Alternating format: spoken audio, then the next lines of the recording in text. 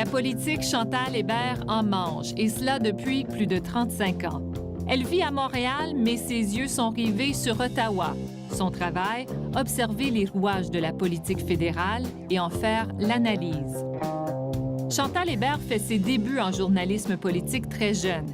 Elle a à peine une vingtaine d'années quand elle se retrouve à Radio-Canada comme correspondante à l'Assemblée législative de l'Ontario. Mais c'est la politique fédérale qui l'interpelle. Elle quitte donc Queen's Park pour le Parlement canadien. Elle travaille pour Le Devoir et la presse en tant que journaliste et commentatrice, et elle fait sa marque avec ses analyses justes et percutantes. Petit à petit, elle fait son entrée dans le monde des médias anglophones, au point où, aujourd'hui, Chantal Hébert est aussi connue et respectée au Canada anglais qu'au Québec. C'est agréable de rendre inconfortables les gens confortables.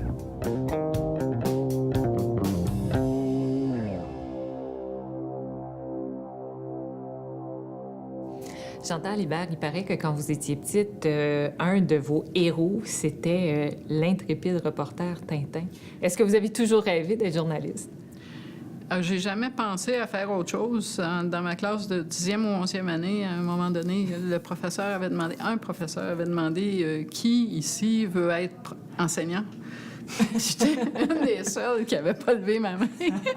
Là, j'avais regardé autour, surtout chez les filles, puis là, je m'étais dit, moi, il y a quelque chose qui ne va pas dans mon affaire, mais oui, ça a toujours été le seul emploi que je pouvais imaginer vouloir. Tintin, lui, il a parcouru le monde à faire ses reportages. Vous, vous êtes concentré sur la politique fédérale en l'occurrence. Est-ce que vous faisiez partie d'une famille qui était très politisée?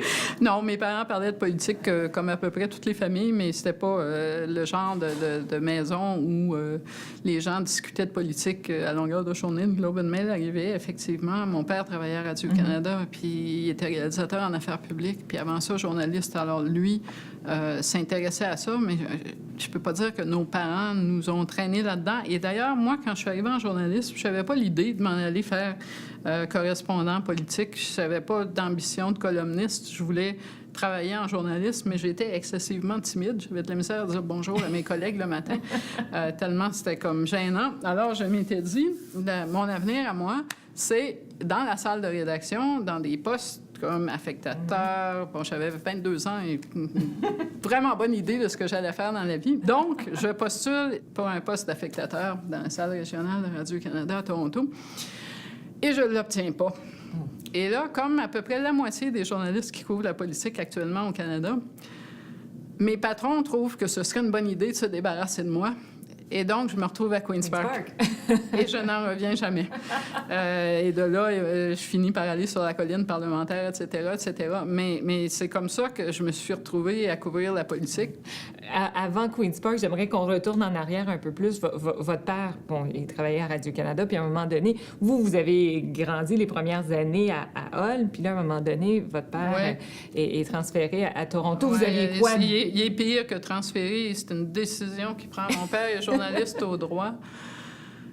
Je suis née à Ottawa, mais on vit à Hull. Je vais à l'école à Hull. Moi, je suis en 7e, 8e année. Là. J'ai pris beaucoup de cours d'anglais. Je sais dire Mary goes to church, John has a dog. Et je reviens de colonie de vacances.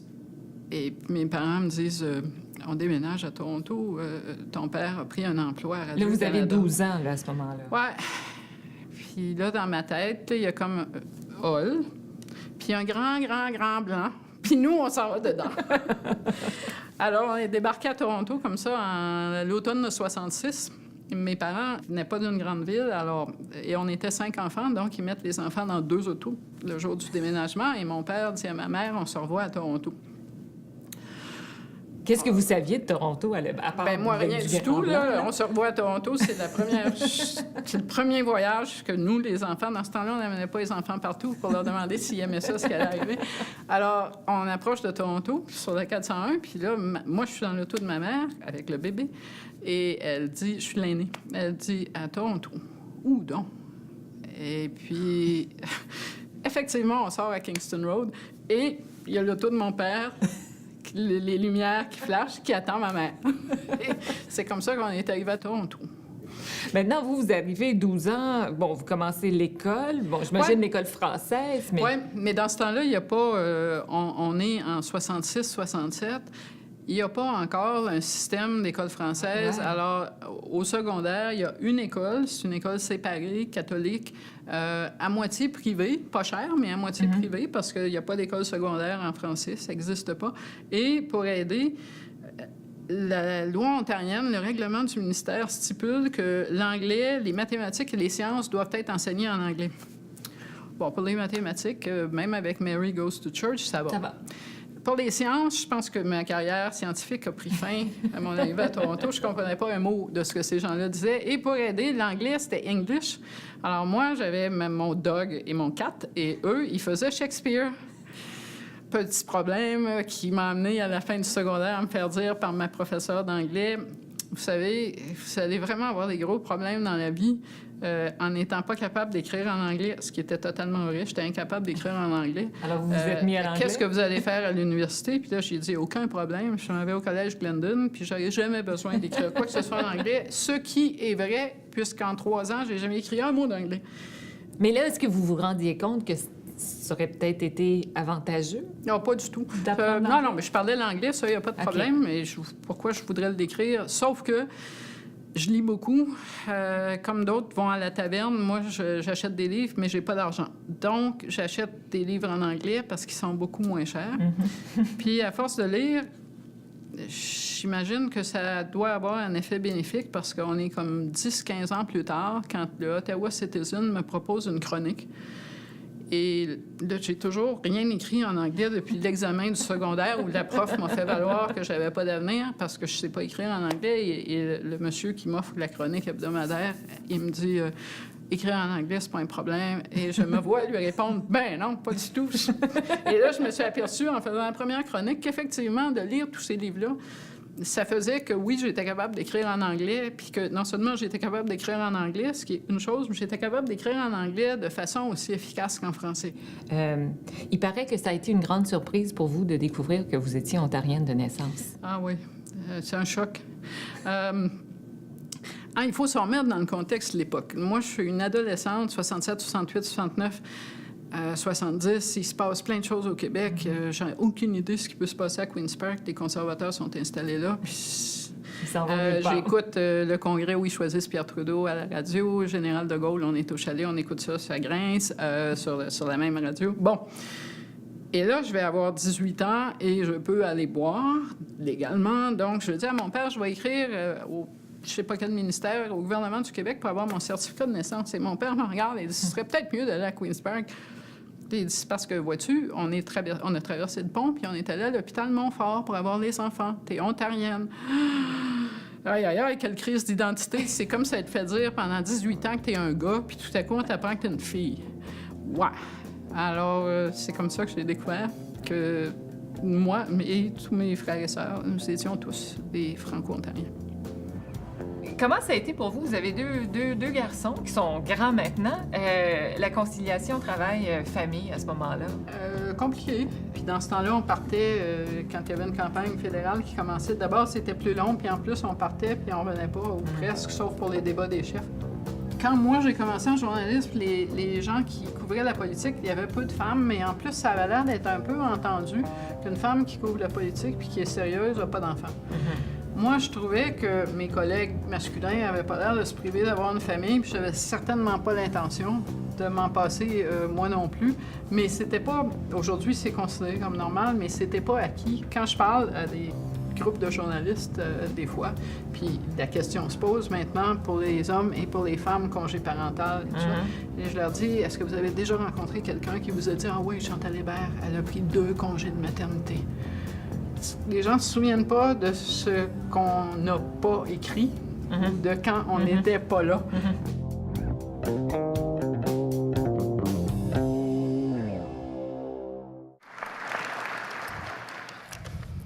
It's always a bit embarrassing for someone whose role model was the cartoon character Tintin to start giving life advice to graduates who have just spent 3 or 4 or more years studying hard. people always ask of the many of us in my business why we have a cartoon character as a role model. And for those of you who aspire to be journalists, I will tell you why he is such an ideal. He got to travel the world, and as far as I can tell, he never had to file a story. And that would be the ideal assignment for any journalist. Chantal Hébert, qu'est-ce qui vous a attiré à la politique fédérale en tant que journaliste? Au début, j'étais pas vraiment attirée par la politique fédérale pour une raison qui peut sembler simpliste, mais j'ai finalement été élevée à Toronto. Je vis à Montréal maintenant, puis Ottawa, c'est pas Montréal ni Toronto, puis le Parlement fédéral est à Ottawa. C'est vrai qu'il y a beaucoup de défauts à couvrir le Parlement fédéral, mais c'est le seul endroit au Canada où toutes les tendances viennent se rencontrer et puis se confronter. Il n'y a pas d'autre place où ça arrive. Mm-hmm. Dans toutes ces années que vous avez couvert la colline ou les affaires nationales, quel est l'événement qui vous a le plus marqué? Ça, un journaliste qui serait capable de répondre à ça facilement, c'est peut-être quelqu'un qui aime plus faire ce qu'il fait puis qui a commencé à vivre dans ses souvenirs. C'est un signe de vieillissement, selon moi. Ce qui a marqué les gens de ma génération de journalisme, c'est certainement toute la saga du lac Meech, la saga constitutionnelle. J'étais à Ottawa le jour où Brian Mulroney a prononcé l'arrêt de mort de Meech. On n'était pas nombreux au Parlement. Je m'en souviens, la plupart des journalistes étaient à Calgary, où il y avait le Congrès libéral qui a choisi Jean Chrétien. Ça se passait au Manitoba, ça se passait à Terre-Neuve, donc c'était assez désincarné comme histoire. Et on était un très petit groupe, la secte des gens qui couvraient la Constitution, qui était encore à Ottawa. Puis l'antichambre des communes, là, il faisait comme un peu clair-obscur. Brian Mulroney qui descend l'escalier, c'était mortuaire, mais c'est vraiment difficile à oublier. Le soir du référendum, quelqu'un qui a couvert le référendum de 95 a un petit peu de difficulté à prendre au sérieux des débats sur les dépenses de Mike Duffy, mettons. Alors, dans tout ça, dire qu'il y a une histoire qui frappe plus qu'une autre, ce serait pas vrai, parce que ce qui est intéressant, ce serait comme de dire, je vais au cinéma pour voir juste le baiser de la fin. Ben non, on va au cinéma parce que c'est toute l'histoire qui est passionnante, puis c'est des histoires, la politique, c'est pas des fins en soi, puis c'est ça qui est intéressant. Quelle est la relation que vous entretenez avec les politiciens? Distante, mais en fait, non. La relation la plus distante que j'entretiens, c'est avec ce qu'on appelle les spin doctors, les gens qui sont payés pour livrer le message au goût du jour de la personne qui a un message à livrer. Puis à la fin, ça m'a valu, je pense, une certaine réputation dans les bureaux de presse. Quand il arrive un nouveau, il se fait suggérer fortement de ne pas m'appeler. Mais d'autre part, les politiciens que je couvre, je les trouve tous intéressants, mais j'ai des amis, j'ai une famille, ma vie, à moi, n'est pas fondée sur les gens que je couvre, et la leur ne devrait pas l'être sur celle des journalistes, parce qu'inévitablement, un jour, il va arriver quelque chose qui va faire que, ou bien je vais les mettre dans le trouble en écrivant quelque chose, ou bien ils vont être blâmés, sachant qu'ils feraient partie d'un cercle social dans lequel je suis, ils seraient responsables du fait qu'ils ne m'ont pas empêché de faire quelque chose. Alors, je pense que c'est plus prudent pour eux de vivre loin de moi. Et moi, je les trouve plus intéressants à les regarder aller qu'à leur poser 56 questions ou à rentrer dans leur vie. Vous êtes passée de journaliste à commentatrice un jour. Mm-hmm. Qu'est-ce que ça a changé pour vous, ça?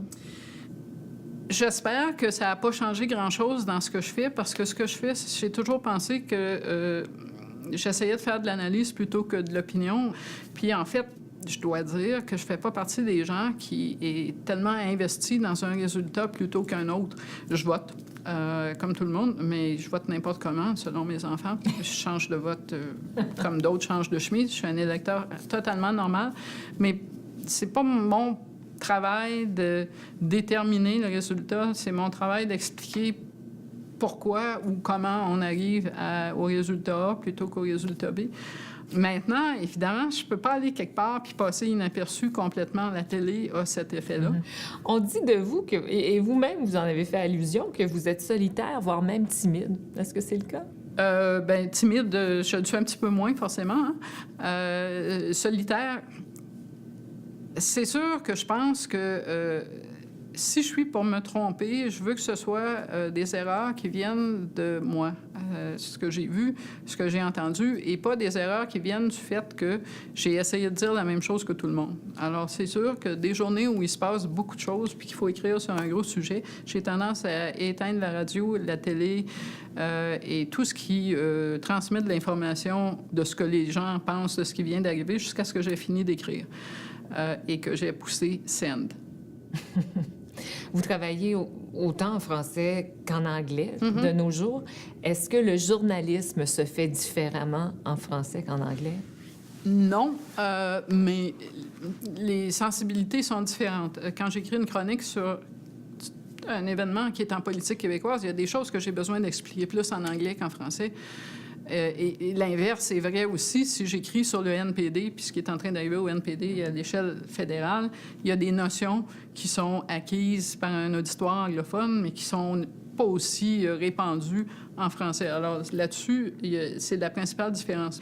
Puis aujourd'hui, la question se pose moins parce qu'on est un peu sorti du débat Québec-Canada, mais j'ai longtemps eu pour principe que si j'étais pour écrire une chronique qui allait vraiment faire plaisir et conforter tous les préjugés de mes lecteurs anglophones sur quelque chose au Québec, j'allais l'écrire en français, puis que j'allais faire l'inverse en me disant, c'est déjà assez difficile de fonctionner dans un pays qui est compliqué, mais si en plus on se rend populaire en confortant les gens dans leurs préjugés, c'est sûr qu'on se fait plus d'amis, on se fait plus de cartes de Noël, là, mais ça sert pas beaucoup le dialogue entre les gens. Et pour avoir couvert la Constitution pendant 20 ans, j'ai quand même été troublée par le fait qu'on a contribué beaucoup dans nos façons de couvrir à construire des murs parce que ça donnait des nouvelles plus sensationnelles, parce que ça excitait plus les gens pour qui on rapportait qu'à en enlever. Puis je suis pas convaincue que c'est le travail d'un journaliste de bâtir des murs.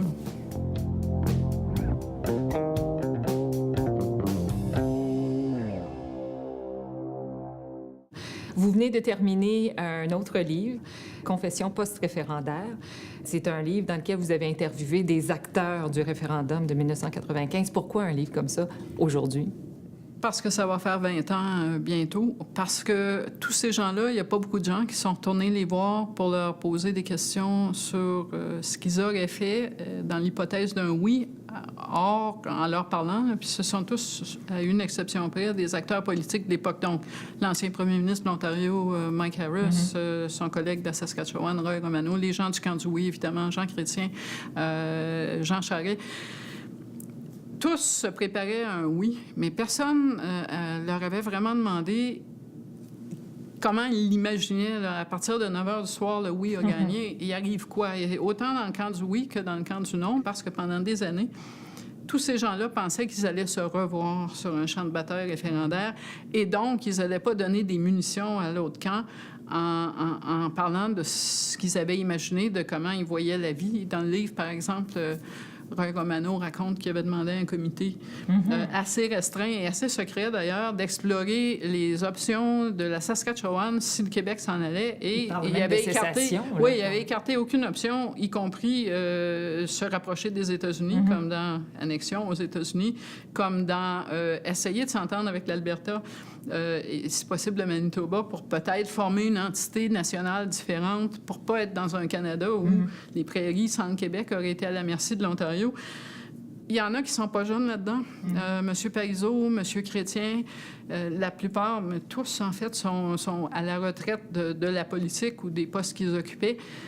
Si on leur demande pas aujourd'hui, l'histoire, elle va être écrite sans qu'eux en parlent. Et ça fait partie des choses que les Canadiens devraient pouvoir savoir pour comprendre leur histoire. J'avoue qu'en lisant le livre, j'ai appris des choses. Ah, nous aussi. Et la première chose qu'on apprend, en fait, c'est dès les premiers chapitres, on voit à quel point le camp du oui était pas du tout sur la même longueur d'onde, sur la même page du tout. Est-ce que ça vous a surpris, ça? Ça a été notre première grosse surprise. On est arrivé là, nous, avec l'illusion que le camp du oui, pensant qu'il gagnait, et c'est le cas, M. Bouchard, M. Parizeau, tout au moins, étaient convaincus qu'il allait gagner ce show-là. On pensait, nous, donc, qu'il s'était arrimé puis qu'il allait arriver avec la suite des événements. J'ai tout compris, je pense qu'on n'est plus d'humain Puis là, on s'est rendu compte, en écoutant Lucien Bouchard, qui nous disait, bien, le jour du vote, on pensait de gagner, donc Jacques Parizeau ne me parlait plus, et j'ai eu l'impression clairement qu'on avait décidé de se débarrasser de moi. Ça commence bien. Mais là, c'est pas juste dans le camp du oui que les choses nous surprennent, parce que du côté du camp du non, M. Chrétien envisageait la possibilité de créer un cabinet d'unité nationale où se seraient trouvés finalement des actuels premiers ministres. Ce qu'on a compris en parlant à toutes sortes de gens, le premier qui nous a parlé de ce projet-là, c'est Jean Charest. Il était chef conservateur, il y avait 2 députés, il n'était pas dans le coup. Personne ne l'invitait à des réunions à Ottawa ou ailleurs pour dire voici ce qu'on va faire s'il y a un oui. Mais il avait entendu des rumeurs selon lesquelles, si Louis gagnait, il y aurait la formation d'un cabinet d'unité canadienne sous la direction de M. Chrétien, manifestement, dont lui, Jean Charest, ferait peut-être partie. Il avait entendu le nom de Bob Rae qui venait de perdre le pouvoir en Ontario.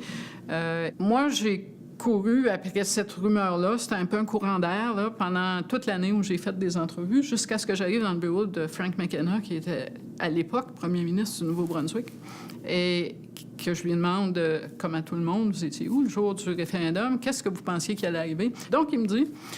J'étais à Fredericton, je pensais que Louis allait gagner et je le pensais d'autant plus que la semaine précédente, Jean Chrétien m'avait téléphoné pour me demander, dans le cas d'une victoire souverainiste, de faire partie d'un cabinet fédéral d'unité nationale et je dois avouer, dit M. McKenna, que j'avais accepté.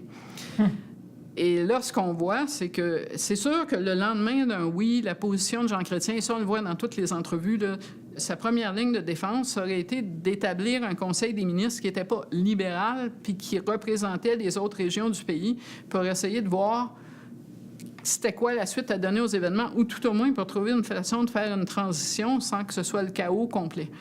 Vous avez posé la question à M. Chrétien aussi. Qu'est-ce qu'il vous a répondu? M. Chrétien, est la réponse qui représente le mieux le reste de l'entrevue. C'est la première réponse, je crois que je cite, où il dit « J'avais plusieurs cartes que j'aurais pu jouer.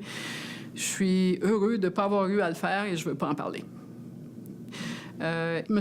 Bouchard lui-même, dans l'entrevue, dit que ça aurait été mieux de gagner que de perdre, mais il dit jamais on serait devenu un pays. Et quand on lui demande qu'est-ce qui serait arrivé, qu'est-ce qui aurait résulté d'un oui, il nous dit que ça aurait été quelque chose de mieux que ce que c'est maintenant. Mais l'autre personnage, évidemment, c'est Jean Chrétien, dont tout le monde parle d'une façon ou d'une autre. Et en regardant les entrevues, quand tout a été terminé, je me suis rendu compte que les gens qui étaient vraiment proches de Jean Chrétien, Bob Rae, Frank McKenna, Raymond Chrétien, avait ou véhiculait une image de Jean Chrétien avant le référendum qui était pas mal différente de celle que la galerie puis la plupart de ses ministres voyaient, c'est-à-dire un Jean Chrétien inquiet qui discute avec Bob Rae du fait qu'il faut donner un suivi à ça. Bob Rae qui lui dit il faut pas démissionner. Et c'est assez fascinant de voir combien même aujourd'hui, il veut absolument pas laisser lever le voile sur cette période-là. Nous aurons un Québec plus fort dans un Canada encore plus uni que jamais, dès lundi soir. Le voile, évidemment, c'est comme si vous portiez la même chemise pendant 20 ans. On finit par voir à travers quand même. Un qui vous a pas accordé une entrevue, c'est Stephen Harper. Bon, au moment où je faisais ça, quand même, le PQ est arrivé au pouvoir. M. Harper est premier ministre du Canada. Inévitablement, je lui aurais demandé, de toute façon, s'il pensait encore ou s'il voyait encore les conditions d'un oui comme en 1995. Parce qu'en 1995, M. Harper était le critique en chef aux affaires intergouvernementales de Preston Manning. Et à cette époque-là, et pendant l'année et demie qui a suivi, où il était encore au Parlement, il a non seulement défendu le 50 plus 1 comme étant le seuil à franchir pour qu'on ait un oui, mais en plus, il a présenté un projet de loi privé qui allait dans ce sens-là et qui disait s'il y avait un autre référendum au Québec, la question devrait être claire, mais en échange, à 50 plus 1, on y allait. Alors, c'est sûr qu'une des raisons pour lesquelles M. Harper ne nous a pas parlé, c'est parce que cette question-là a été incontournable. Moi, je voulais vraiment faire ça parce que je trouve qu'au Canada, on a, contrairement aux Américains ou même aux Britanniques, on a la mauvaise habitude d'enterrer notre histoire, de la rendre pas intéressante. Et une partie de la faute de cet état de fait-là, c'est que les politiciens, les stratèges, les hauts fonctionnaires s'en vont se cacher chez eux comme s'il n'était rien arrivé. Mon premier objectif, c'était vraiment de mettre ces gens-là en autant qu'ils étaient prêts à jouer le jeu sur papier. Voici comment c'était à cette époque-là. Si vous aviez à prendre la parole devant un groupe de diplômés en journalisme aujourd'hui, parce qu'on sait que c'est une profession qui a beaucoup changé au fil des ans, qu'est-ce que vous leur conseilleriez? Je pense que je leur conseillerais de ne pas essayer, de faire comme moi, pas essayer d'avoir de plan de carrière, de faire ce qu'ils aiment, parce que quand on fait quelque chose qu'on aime, on a tendance à être meilleur que quand on n'aime pas ça, mais d'aimer tout. La chose qui est le plus intéressante dans le journalisme, c'est pas d'avoir de l'influence puis d'écrire des savantes chroniques, c'est d'être payé pour regarder des choses qui se passent puis les raconter. Alors, d'aimer ça pour ça. Pas parce que ça rend les gens importants, pas parce qu'on va changer la terre, puis aussi parce que, quand même, c'est agréable de rendre inconfortables les gens confortables et de rendre plus confortables les gens affligés. C'est un principe auquel j'ai tendance à souscrire. Chantal Hébert, merci beaucoup. Merci.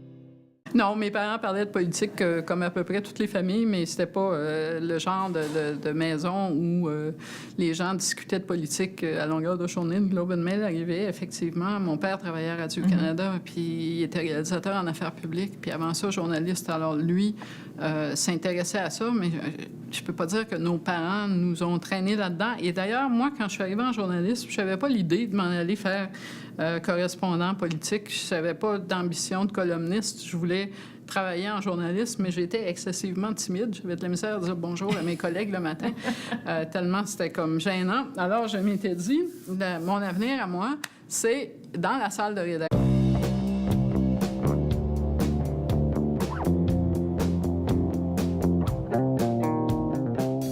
La politique, Chantal Hébert en mange, et cela depuis plus de 35 ans. Elle vit à Montréal, mais ses yeux sont rivés sur Ottawa. Son travail, observer les rouages de la politique fédérale et en faire l'analyse. Chantal Hébert fait ses débuts en journalisme politique très jeune. Elle a à peine une vingtaine d'années quand elle se retrouve à Radio-Canada comme correspondante à l'Assemblée législative de l'Ontario. Mais c'est la politique fédérale qui l'interpelle. Elle quitte donc Queen's Park pour le Parlement canadien. Elle travaille pour Le Devoir et la presse en tant que journaliste et commentatrice, et elle fait sa marque avec ses analyses justes et percutantes. Petit à petit, elle fait son entrée dans le monde des médias anglophones, au point où, aujourd'hui, Chantal Hébert est aussi connue et respectée au Canada anglais qu'au Québec. C'est agréable de rendre inconfortables les gens confortables.